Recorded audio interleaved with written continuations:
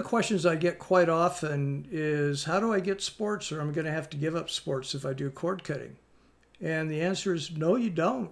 You just have to determine what your priorities are.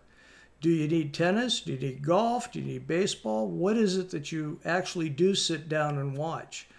For instance, I had one person who was going to get the Golf Channel, and I explained to him what the cost was to add it to what their programming was.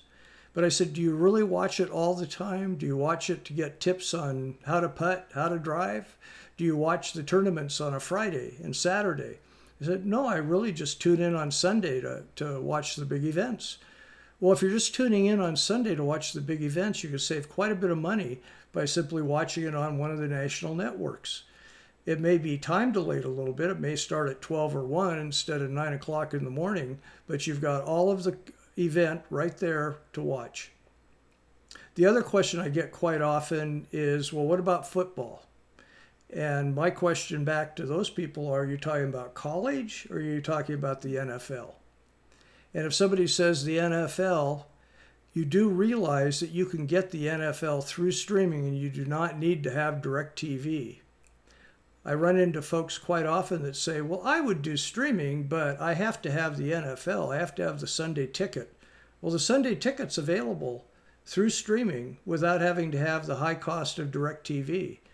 Now, the Sunday ticket's going to cost the same as what it would cost if you added it onto your DirecTV, but you don't have to have DirecTV in order to have it.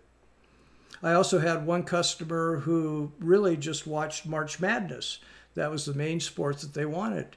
And they were carrying their satellite service throughout the whole year, so when March Madness came around, they could watch it. The rest of the time, they're busy doing sports themselves, not really watching TV. And they were delighted when they figured out that a lot of the services are month to month, 30 days at a time, so you're not in a long-term contract.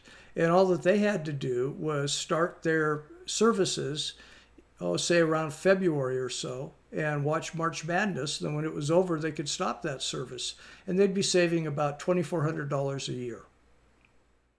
To help you successfully cut the cord, click subscribe below, and then go to cordcuttinghub.com.